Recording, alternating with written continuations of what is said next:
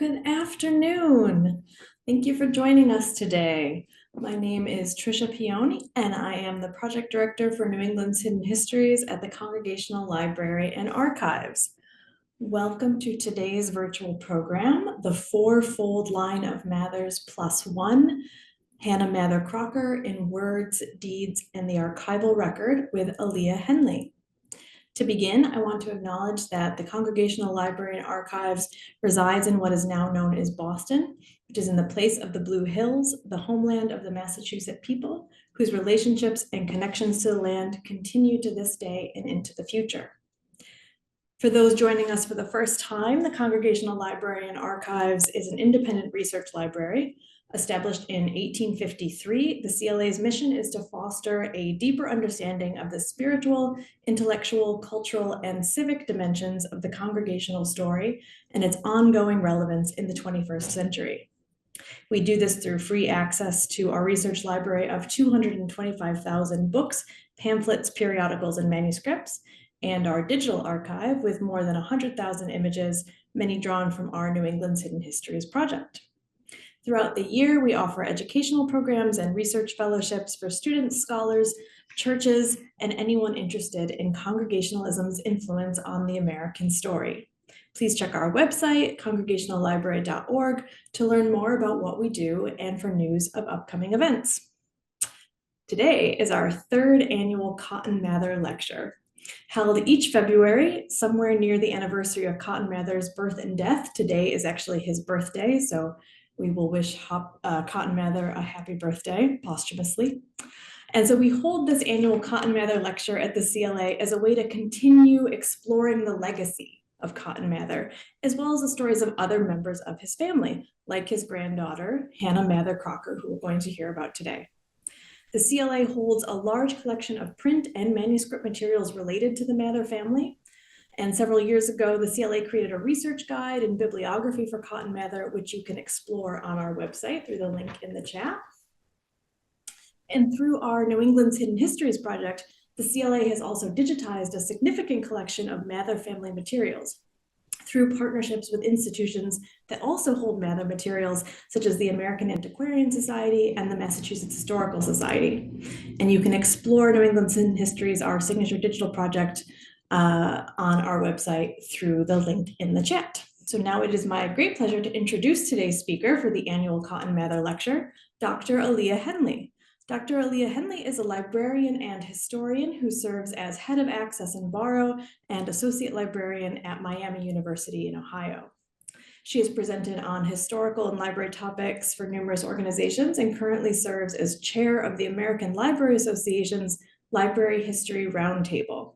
Her talk today draws in part from research for her book, Rescued from Oblivion, Historical Cultures in the Early United States, published by University of Massachusetts Press in 2020. Take it away, Dr. Henley. Thank you very much. And I would definitely like to thank the Congregational Library for the invitation to speak about Hannah Mather Crocker. And it's going to be a pleasure to introduce any of you who haven't met her to Hannah, who I will probably vary back and forth between referring to by her first name and her full name. Although in some cases I have to use her full name because this is New England, early New England, when a lot of people have a lot of the same names. This talk will progress largely chronologically through her life, with the goal of shedding light upon a woman who both conformed to and challenged many of the societal mores of late 18th century and early 19th century, especially on the challenge side. And she had an eye not just for her family's place in history, but her own. She described herself as one small twig on the Mather family tree, particularly in conjunction with the fourfold line of Mathers, i.e. her particular paternal line of Richard, Increase, Cotton, and Samuel. There were, of course, other Mathers, but they aren't relevant for the most part for this particular talk. Political scientists Eileen Hunt Botting and Sarah Hauser argue that Hannah Mather Crocker often used a rhetorical technique of initial concealment or seeming agreement that eventually shifted over to larger claims beneath. So looked in that light, the quote, one small twig, mixes potential disparagement of herself, one small twig, but at the same time, that bigger claim, affirming her connection to her patrilineal line and claiming a place for herself in the line of Mathers celebrated for learning and writing, a place on the family tree. To properly situate Hannah, it's important to remember everyone's got two biological parents. Her mother, also named Hannah, was sister to Thomas Hutchinson, first lieutenant governor and later governor of the colony, a historian. He used Mather library materials for his research, and of course, infamous in American terms as a loyalist. There's a story about Hannah as a young girl helping her persuade her uncle to leave when a crowd attacked his house. Thus, Hannah Mather Crocker was also a descendant of Anne Hutchinson. In short, she came from two lines noted for writing and scholarly pursuits. The extent to which Hannah enjoyed any kind of money, especially in her middle years, a good chunk likely came from the Hutchinson side. And she was definitely part of what is called the so-called better sort in Boston. Hannah was the youngest of 7, with 3 brothers and 3 sisters, but the family was not fortunate with respect to longevity for the children. Only Hannah and one other, the eldest, sort of outlived their parents by more than 3 years. Samuel Mather died in 1785, and all of her siblings except the eldest were dead by 1788. The eldest, Samuel Jr., under normal circumstances, would likely have inherited the bulk of the family's possessions. But he, like his uncle, was a loyalist, disowned by his father. He spent most of his adult life in England before dying in Boston in 1813. In addition to being the youngest, Hannah was the only one of Samuel and Hannah Mather's children to have children of her own, which further cemented her import in determining the disposition of the family's property. Hannah Mather Crocker lived in her family house for the vast majority of her life. Her husband moved in with her, rather than the reverse.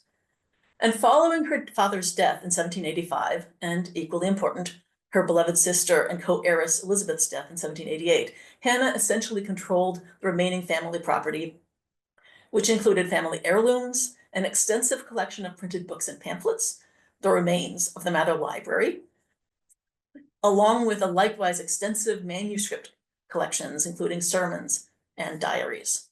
With respect to education, her references in writings to her education include mentioning that she learned at the feet of Gamaliel, which likely referred to her father. She was educated at home, as far as we're aware, along with her sisters.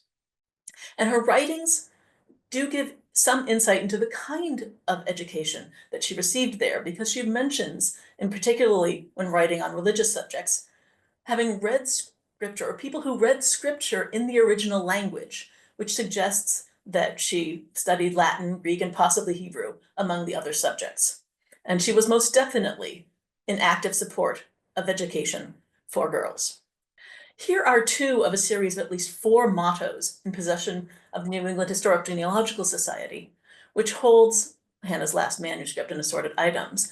And these give some idea of her devotion to reading alongside other skills. While you in marking show your skill of 2, your very useful quill, in other works you'll pleasure find, but reading will improve your mind. And marking, by the way, is actually lining, as I understand it, it's not something I've done much, is laying out the figures to do embroidery. Another motto is, if learning surely makes the man, let us, dear girls, do all we can to vie with men in learning true by reading, spelling, marking true. And these and many other resources were published in Eileen Hunt Botting and Sarah Hauser's excellent Reminiscences of Traditions of Boston, which is a publication of Hannah Mather Crocker's History of Boston. And I'm not going to get to that quite as much as it deserves. A lot of what we know about Hannah and her life comes from a relatively small selection of sources, many of which were written by her. This includes 3 pamphlets that she had printed during her lifetime, plus an assortment of other manuscripts, mostly in the hands of the American Antiquarian Society, other than those in the New England Historical Genealogical Society, along with also some letters and there. And at the end of the presentation, I have citations for a variety of primary and secondary sources. Also worth noting is that most of the surviving sources, particularly those of her own writing, date from her last decades. So these reflect memories and recollections that may have been shaped and refined over the years. For instance, she recalled in later years having smuggled letters from occupied Boston to General Joseph Warren during the Revolution. Evidently, she left Boston alone. Her parents stayed behind because her father was a known patriot and not allowed to go. And she concealed the letters in her bosom, and apparently a British officer stopped them, and she told them that he could search her trunk, but she dared him to search her breastworks, which he didn't. How much of this is true? The core likely is that she carried letters out of Boston. The words may or may not be true, or they might be some refined version of what she actually said at the time. That said, in her defense, during her lifetime, she was a resource for the history of Boston, and some people doubted her at the time. Reverend William Bentley, for instance, considered a tale that she told about a tunnel in Boston a Matherism, but her tale later proved to be true. So one tension in research and writing about Hannah Mather Crocker is balancing what is and isn't verifiable by other sources. I am sorry to say we have no known pictures of her. We really wish that we had. But things that are verifiable about Hannah give a sense of who she was as a person, and she was definitely someone of strong mind and character. Granted, she was born very much after her grandfather, Cotton, died, but probably something in a similar line of character. She was sufficiently familiar with Freemasonry to establish a female Masonic-equivalent lodge for other single women during the Revolution-era Boston. It's called St. Anne's Lodge, and a Masonic scholar, Karen Kidd, has posited that Joseph Warren might be the person who initiated her into Freemasonry. After all, she had to learn it from somewhere. There are also a number of surviving copies of something called the North Square Creed, which she penned, likely to some extent with other young matrons. The creed was not meant for wives, it was meant for husbands to sign and profess. A copy, signed in 1787, included husbands affirming that they, quote, believe every man that has a prudent wife ought to hearken to the voice of his prudent wife, as I firmly believe no good and prudent wife will ever lead her husband astray. And it ends with the line, therefore, I do believe in all things, as my best friend, my wife, and the other ladies of this happy circle wishes to believe. That particular copy has a dozen of initials affixed to it, including JC, so it is quite likely that Joseph Crocker signed it. With respect to her marriage, we don't know much. Joseph Crocker was a Revolutionary officer who later worked with his brother Alan in keeping a store in Boston, and he and Hannah had 7 children. When he died in 1797, he left her with little money. Most of the family's money was hers, although her resources dwindled over time, and in her last decade, she did appeal for charity from the Society of Cincinnati several times. And as with most female authors of her day, Hannah Mather Crocker's greatest period of activity came when she was a widow with her children grown. These are some of the pseudonyms that she used, or in some cases, actually versions of her name that she used in her various publications and manuscript publications. The American Antiquarian Society has sermons that she wrote, treatises, pamphlets, and even a play. And she wrote on a variety of topics, including antiquarianism, Freemasonry, religious subjects, the divide between Congregationalists and Unitarians, and of course, advocating women's intellectual equality with men and in favor of women's education. Some of the pseudonyms that she used are fairly innocuous. They follow then current practices such as Prudencia, i.e. embodying an admired trait, or a Lady of Boston, identification by status and place. Use of Mistress of St. Anne's Lodge stressed her connection to Freemasonry and her position within a Freemasonry-equivalent organization. She is not just a member, she is the mistress of St. Anne's Lodge. One of the ones that I was most intrigued by when I first came across it was the Increase Mather Jr. of the Inner Temple. This is inscribed on some of her manuscript sermons, including ones marked as preached on a specific date, which effectively recreates her as a full male member of the Mather family tree, heir to her great-grandfather Increase, and with full Masonic rights. Instead of claim of being St. Anne's Lodge, she is of the Inner Temple. The only claim that is missing from this is reverend, likely because there wasn't a female equivalent to ordination in the Congregational Church at the time. She published 3 pamphlets, one in 1815, one in 1816, and one in 1818. The first one defended Freemasonry and was issued under a lady of Boston. The second one was about temperance, and there she shifted to more openly claim her authorship because it was by H.M. Crocker. And by 1818, she's fully claiming her Mather side as well, because her observations on the real rights of women, her treatise on women's intellectual equality to men, is published as H. Mather Crocker. A note about printing at the time, just in case anyone is unfamiliar with it, it's somewhat more similar to modern times, at least in the indie author side, in that if there are few publishers who will actually pay you to print. Usually it is the author who pays to print in some way or another, or gathers money to support that. So the first two pamphlets, as far as we can tell, she paid the printer to print so that they could be disseminated. The third one, Observations, was issued by subscription, which means enough people to support publication, which likely means enough men also to support publication, agreed up front to pay for a copy. And we do know that one of the subscribers was likely Isaiah Thomas. She lived in the Mather family house and inherited the library. Her husband, and later his brother, who served as her main male relative and guardian after her husband's death, were not particularly active in scholarly circles. So she arguably used control of the Mather books and manuscripts to ensure continued access to scholarly circles. This particular quote comes from Reverend William Bentley's diary for 1804, in which he says, after proper visits, he spent a few hours in Dr. Mather's library. In short, he spent time talking with her, likely about scholarly and other matters, and in return, he received access to the Mather library and even got to walk off with some specimens of the handwriting of various people. This is probably not the only person that she did this with, and may have contributed to some of the scattering of Mather materials around. She also negotiated with Bowdoin College to sell some of the volumes of the library to them. In addition to using control of access to the Mather collection, Hannah Mather Crocker showed interest in ensuring the bulk of it was protected or preserved in some way. Not all of it, obviously, but the bulk of it.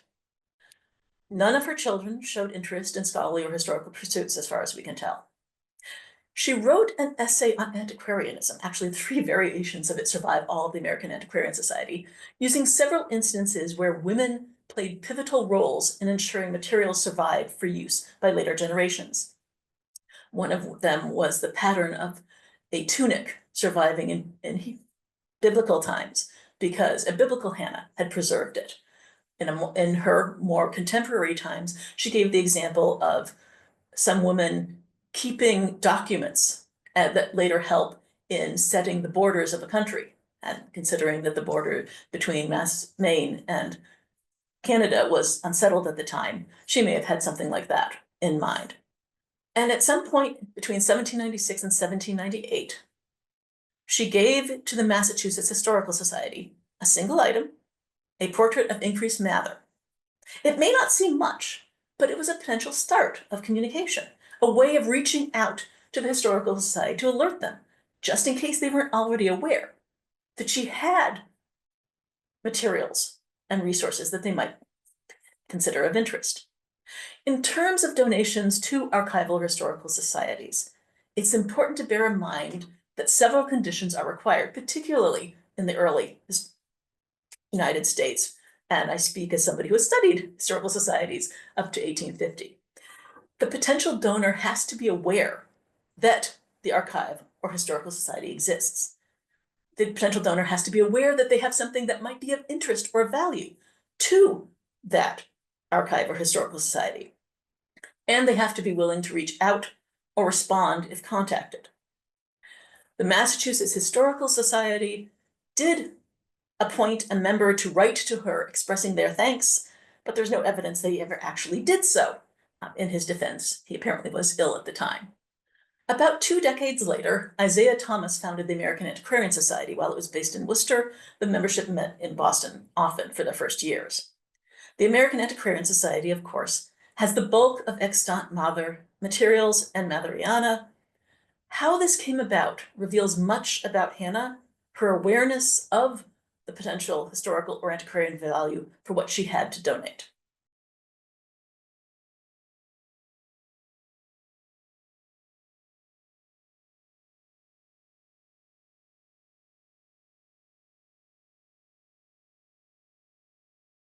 And Hannah Mather Crocker was one of the first donors.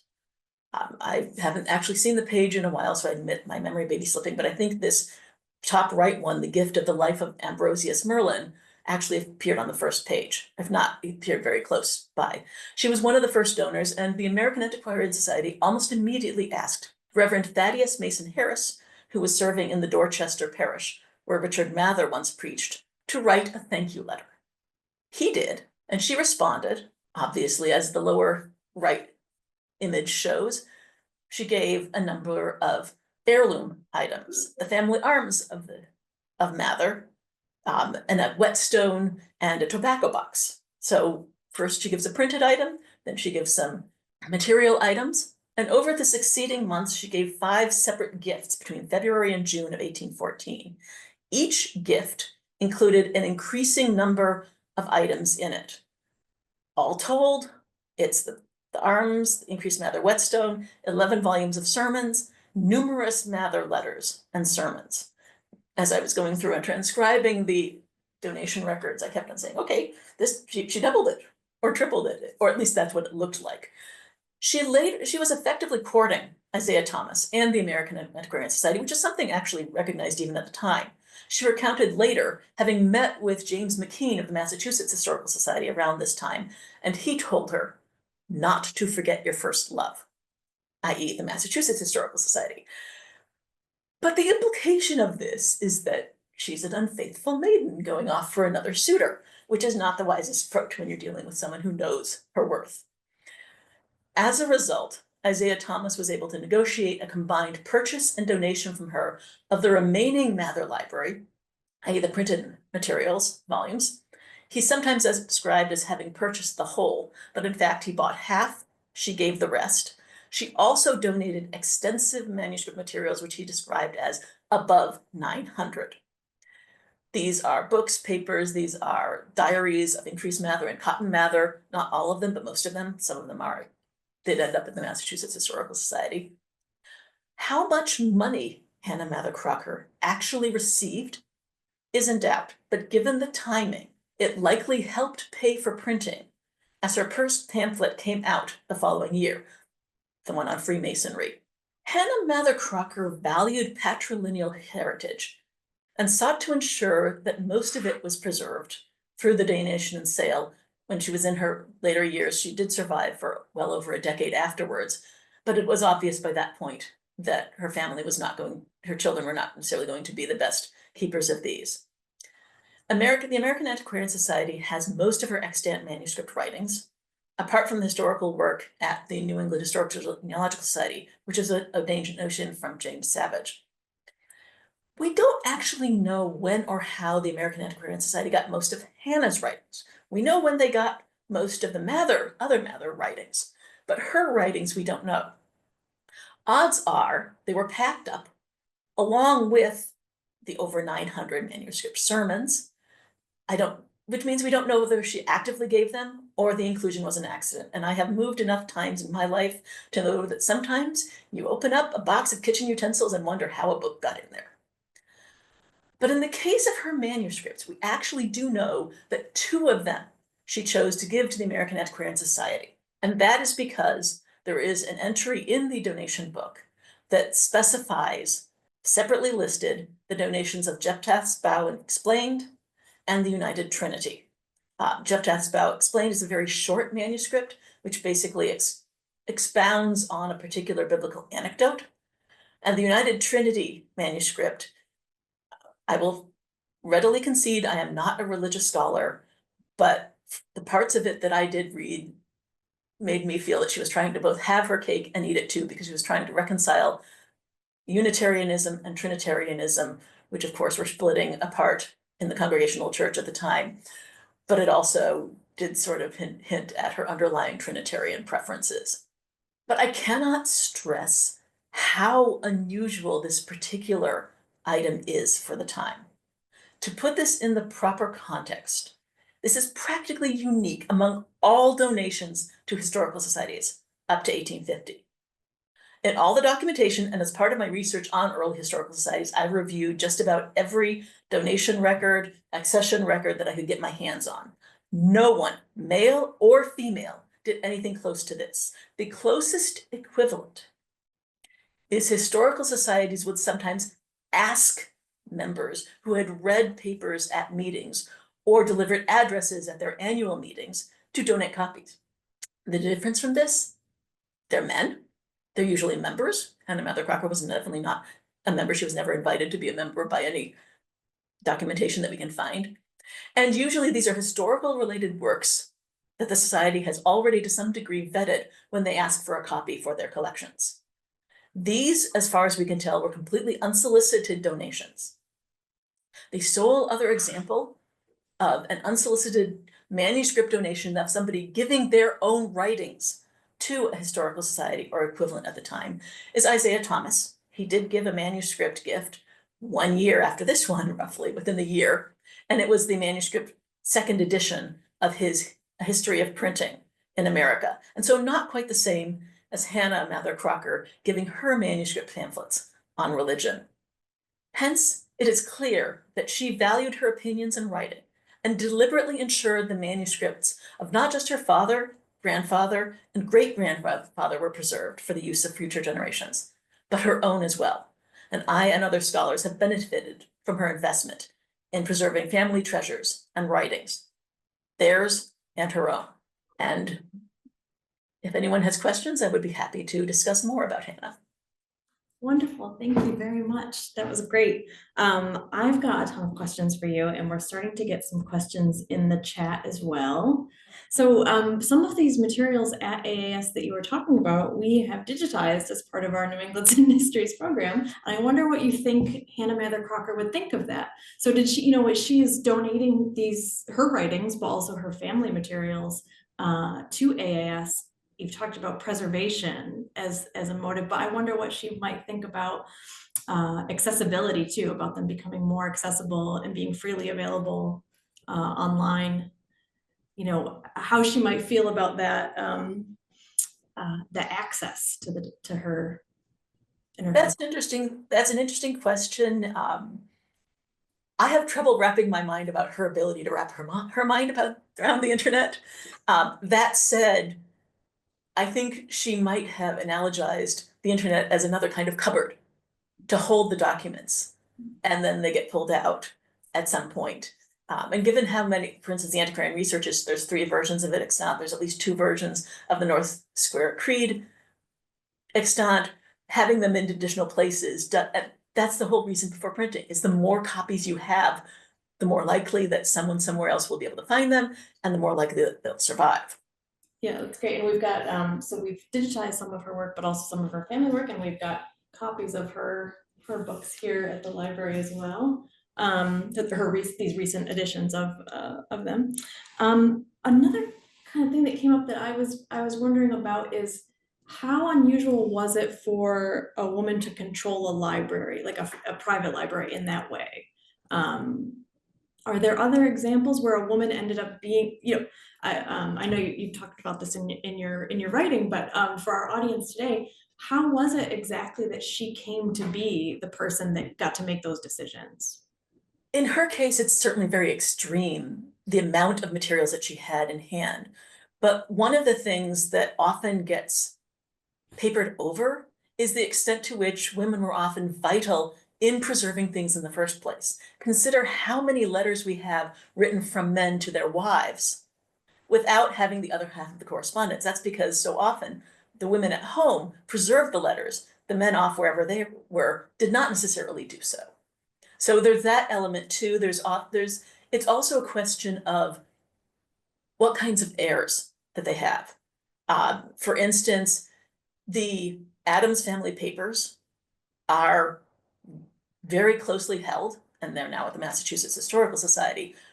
But Adams and John Quincy Adams both had sons who were, to some extent, interested in the matter, while the Library of Congress ended up with papers of Washington, Madison, and Monroe, none of whom had sons to inherit, or Madison, I believe, and none of them whom had sons. And some of the Jefferson's materials also ended there. There's a question of that thing.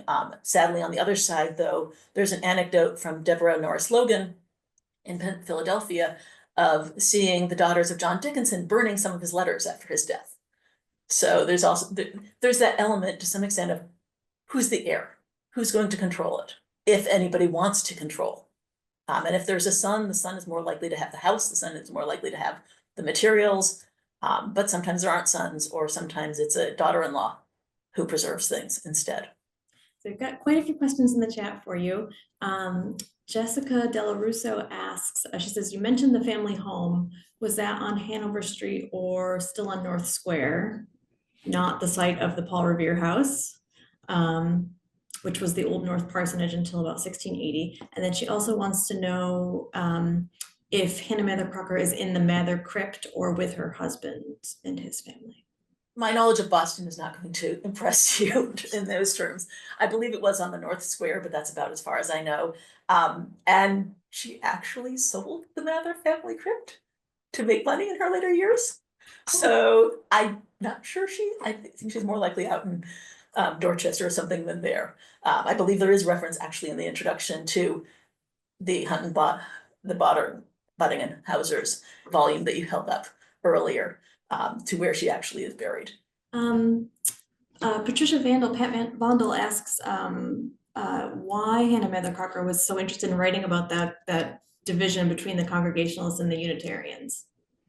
Well, that's going to be completely me speculating, but it was certainly it was very present for all the people. It essentially split the standing religious order in New England, which had been all been congregational, not necessarily under that name, then became the Unitarians and the Congregationalists. And the Unitarians eventually went off and merged to some extent with the Universalists. So it essentially split. And it was very important to preachers to know which side you were on, or what your alliances were. And certainly given the atmosphere in which she grew up, she had an interest. She lived in a time when religious ideas were maybe not quite as important as they used to be, but still very important. Charles Hamburg Stowe asks if there's any evidence that Hannah had a relationship with other famous contemporary women, such as Mercy Otis Warren or Abigail Adams. We haven't found any direct evidence. It's hard to imagine that they didn't come in some kind of contact. Boston was a city, but I live in a city of 25,000 people, and I still stumble across a certain number on a regular basis. But we don't have anything specific there. And it might be one of those things where, they knew each other to wave on Sunday. Rick Taylor asks if she still had any of the library when she died. That I do not know. But given how much she had given away and that she was moving to smaller quarters, it is less likely. We've got a question from Susan Staves. If Hannah Mather Crocker was aware of Mary Wollstonecraft or other British feminist writers when she was writing her observations. Absolutely. She makes references in them, and she was clearly reading whatever she could get her hold of in that vein. And it is Observations on the Real Rights of Women is very much in the same vein of repeating the notable women of the past as evidence of women's intellectual equality. So she is definitely in conversation with those. Reiner Smolinski asks, did she quarrel with her father, Samuel Mather, about his loyalism, which rendered him suspect? Did she quarrel with her brother about? It is quite possible that she did. As I recall, and it has been a while, there is at least one or so letters exchanged between them at the Boston Public Library. And I think it is not coincidental that he did come back to Boston before the end. And he died in Boston in 1813, and presumably they had reconciled by that point. This is a great question. John Putnam asks, did any of Hannah's manuscripts address Cotton Mather's role in the Salem witch trials? Did she write it all about? about her family's history with witchcraft? None of the ones that I have read, and I actually also have my copy of this, so I could consult and see if she mentions it in her reminiscences and traditions of Boston. If she does, it was something that I bleeped over at the time because I do not recall it at all.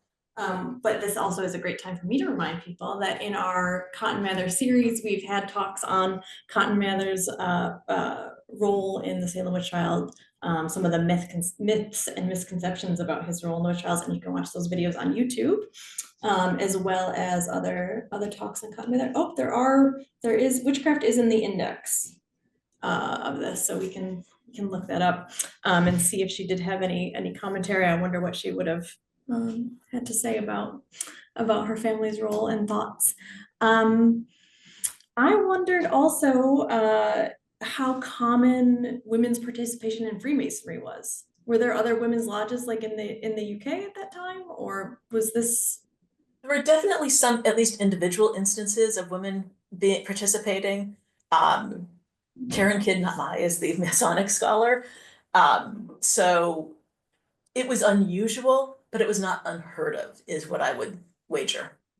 But certainly someone, the more often, my understanding is that it's somebody who gets involved because they accidentally are exposed to it in some way versus actually creating their own equivalent version.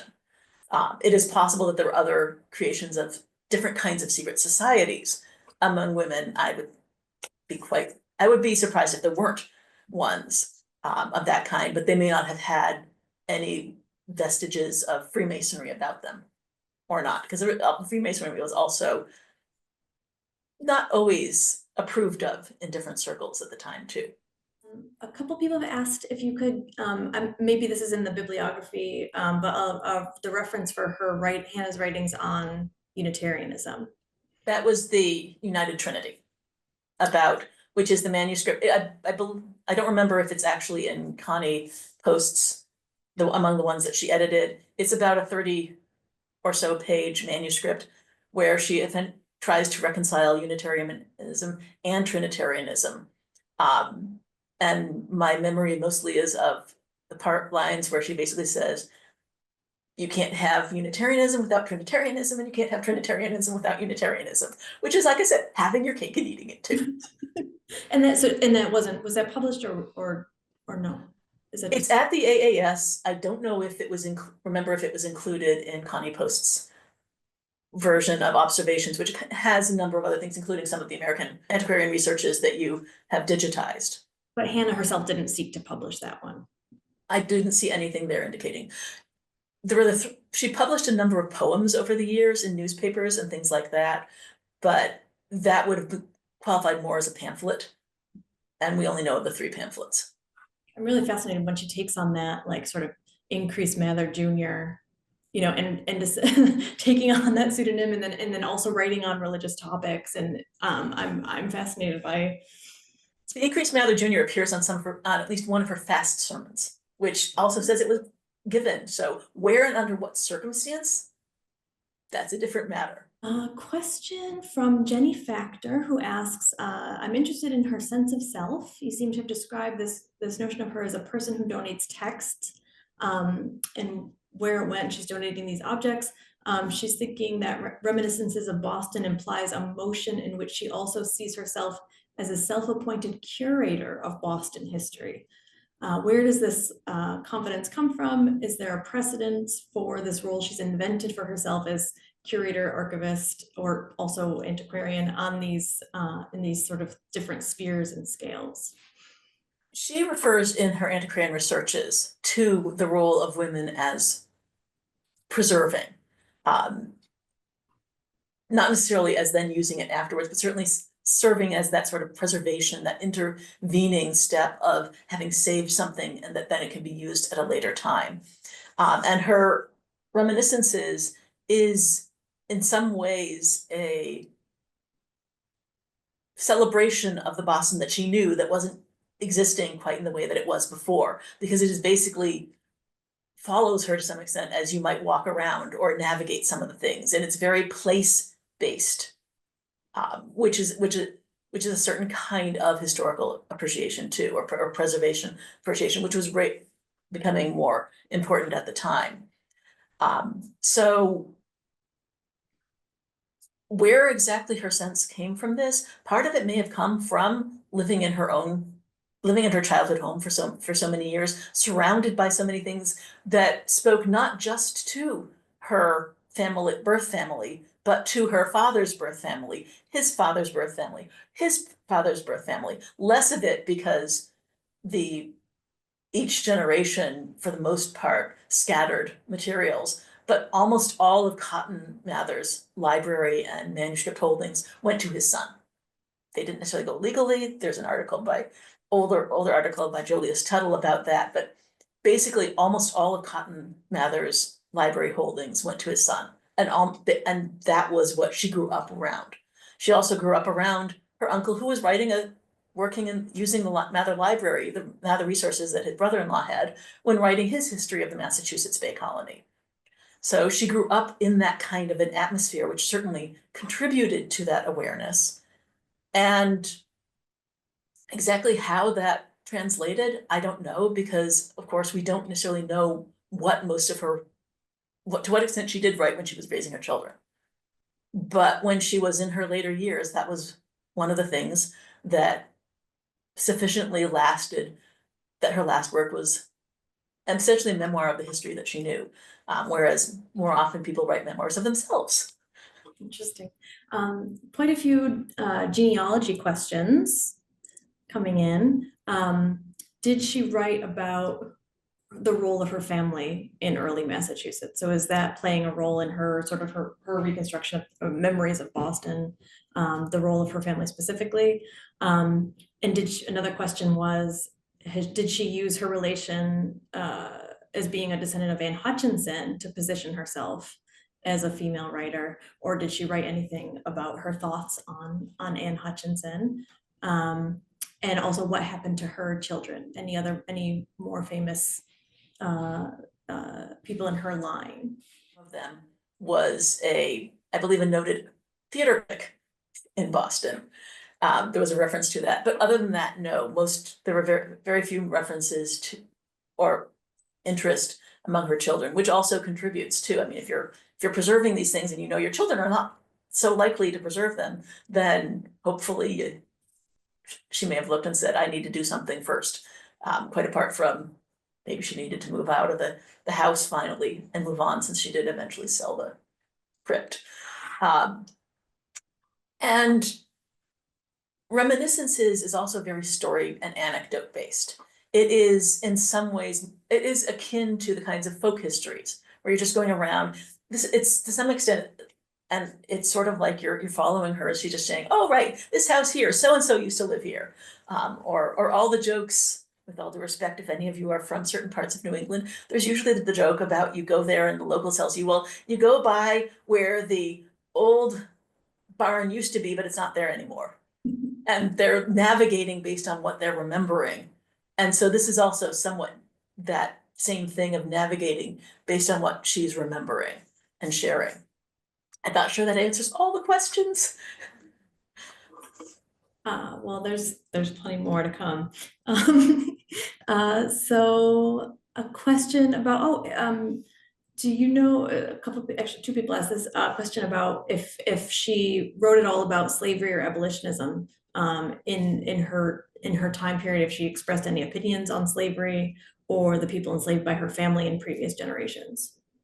That's not something that I remember in any of the things that I read of hers, which is not to say she didn't, because I will freely admit I did not read every word. If you want to read people who talk to people who read every word, reach out to the ones who edited the works, who have a much more grained in interest. My interests in her were largely for the preservation side, although it started gathering a little bit more just because as I realized how much she exemplified some of the things that we don't always have. So it's quite possible, but it's also quite possible because it's a much easier to point out the mote in the other person's eye than the mote in your own or your own family's. So it may be something of the lesser issue at that. Couple questions about the church she attended in Boston. One question is, since her father left the second church in Boston, which churches did she frequent?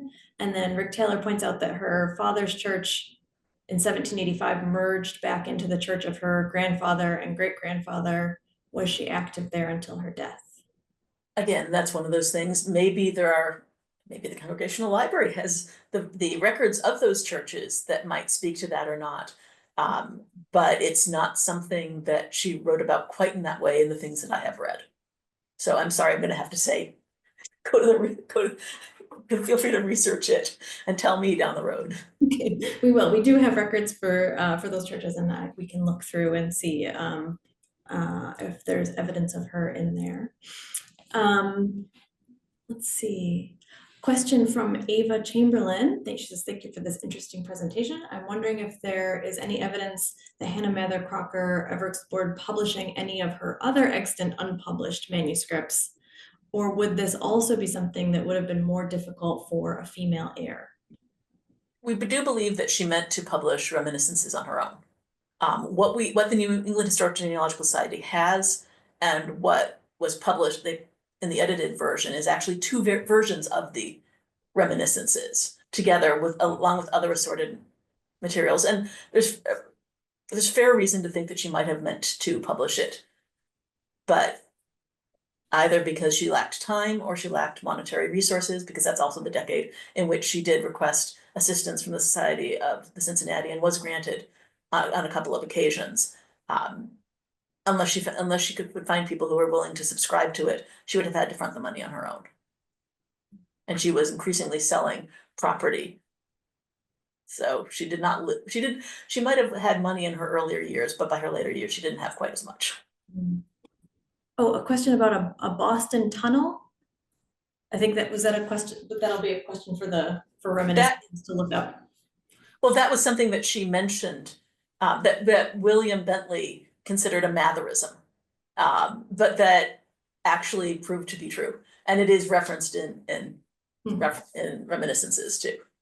Oh, a question about what Bentley meant by Matherisms.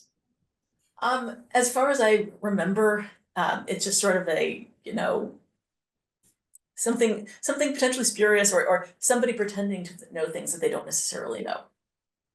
And was that But I would have to go back to the actual page and study the context so that I can do a proper interpretation of that. I wonder if that was an aspersion on Cotton Mather? Quite possibly too, yes. I do not think it's something that was invented just for Hannah. I think it was something that existed beforehand. William Bentley was pretty catty, I would say, in his writing. So we won't be surprised. Well, thank you. That was delightful. I want to take this opportunity to thank you very much for sharing your research and all this amazing insight into Hannah Mather Crocker, who's truly fascinating and I don't think has received enough attention. So certainly Cotton Mather, who you can see his small lithograph behind me, he watches over me when we do these annual Cotton Mather lectures.